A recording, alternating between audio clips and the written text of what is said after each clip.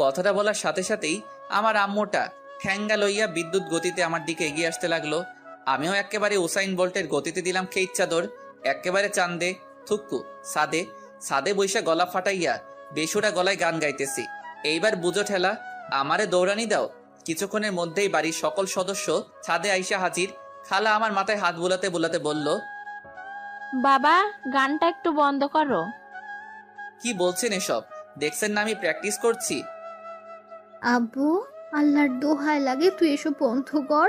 তোর জন্য পাশের বাসার ভাবিরা এসে ইচ্ছা মতো গালিগালাজ করতেছে। আচ্ছা ঠিক আছে, বন্ধ করলাম। আয় বাবা, তুই আমার সাথে আয়। না, তোমরা যাও, আমি ছাদে একটু হাওয়া বাতাস খাবো। তারপর ছাদে বসে মনের সুখে গান শুনতেছি।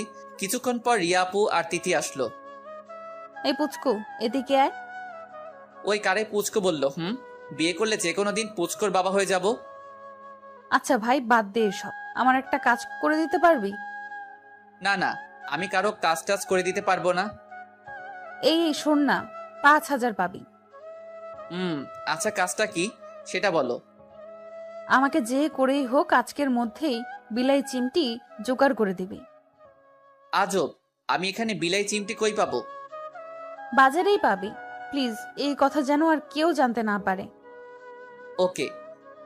বিকেলের দিকে আম্মুকে বললাম, আম্মু আমি একটু বাজারে যাচ্ছি। বাজারে যাচ্ছিস মানে? এই, তোর ভিতর কি আল্লাহ এতটুকু শান্তিও দেয় না? আম্মু বাসায় থাকতে বোরিং লাগছে। ভাইয়া, আমিও আপনার সাথে যাব। আমি কোনো মাইয়া টাইয়ার সাথে নিতে পারবো না। কেন? আমি আপনার সাথে গেলে কি এমন সমস্যা?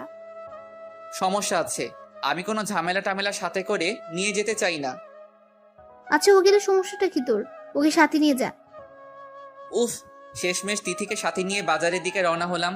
রাস্তায় হাঁটতেছি, এমন সময় তিথি বলল, আচ্ছা ভাইয়া, তোমার গফের নাম কি? আমার কোনো গফ নাই। সেটাই তো, কোনো মেয়ে জেনে শুনে আগুনে ঝাঁপ দেবে? কি বললি? বলছে যে তোমার মতো এত হ্যান্ডসাম ভদ্র লাজুক ছেলের গফ নাই, ভাবতেই কষ্ট হচ্ছে।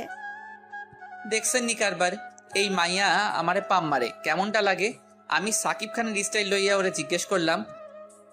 অবশ্য কলেজে দুই একজন যে আমার সাথে লাইন মারার জন্য আমার পিছে পিছে ঘুরে না, এমন কিন্তু না। আচ্ছা, তোর কি কোনো বফ আছে? আসলে ওর সাথে কথা বলার জন্যই আপনার সাথে বাহিরে আসছি। ওরে আল্লাহ রে, শেষমেশ প্রপোজ করার আগেই বাপ্পা রাজের মতো চাকা খাইয়া বেকা হইয়া গেলাম। চাউক গার কান্দুম না, আমি কাঁদলে আমার হবু বউটার কি হইব? কি ব্যাপার ভাইয়া, আপনার মুখটা এমন কালো হয়ে গেল কেন? না না, আমার কিছুতেই বিশ্বাস হচ্ছে না যে তোর মতো এমন ঢেঁড়স মার্কা মাইয়ারও বফ আছে।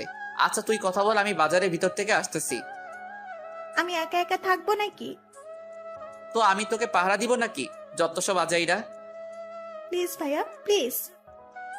আচ্ছা আচ্ছা, তাড়াতাড়ি শেষ করবি। হুম। শালার তিথি তার বফের সাথে কথা বলে, আর আমি বৈশা বৈশা গান গাই।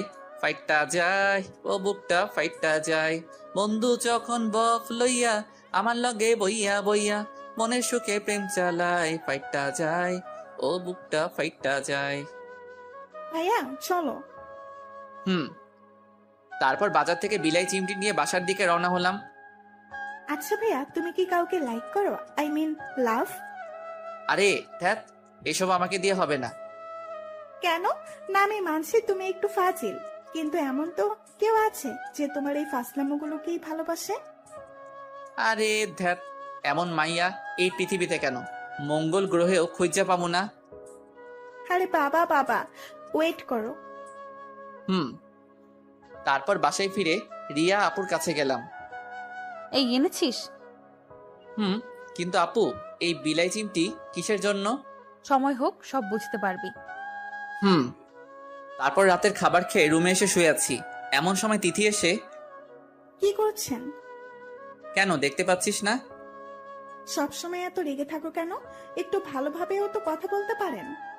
ওই শোন, আমাকে এত জ্ঞান দিতে আসবি না, যত সব আজাইরা। যা ভাগ এখন। আচ্ছা, যাচ্ছি যাচ্ছি। সকালে ঘুম থেকে উঠে ফ্রেশ হয়ে রাস্তায় হাঁটতেছি। এমন সময় রিয়া আপু পিছন থেকে ডাকা শুরু করলো। কি ব্যাপার আপু, ডাকছো কেন? আরে, আজকে আমার সাথে একটু শপিং এ যাবি? আমি পারবো না, তিথিকে নিয়ে যাও। ছেলেটা একটা কথাও শোনে না, দেখ। শালার সকাল থেকে মেজাজটা পোড়া হট হয়ে আছে। আচ্ছা আপনারাই বলেন তো, কারো পছন্দের মানুষটা যদি অন্য কারো হয়ে যায়, কার মেজাজটা ভালো থাকবে? তিথি তো আরেকটার সাথে লাইন মারে, আর রিয়াপু তারও বিয়ে হয়ে যাচ্ছে। একসাথে দুইটা ছ্যাঁকা খেয়ে ফেললাম।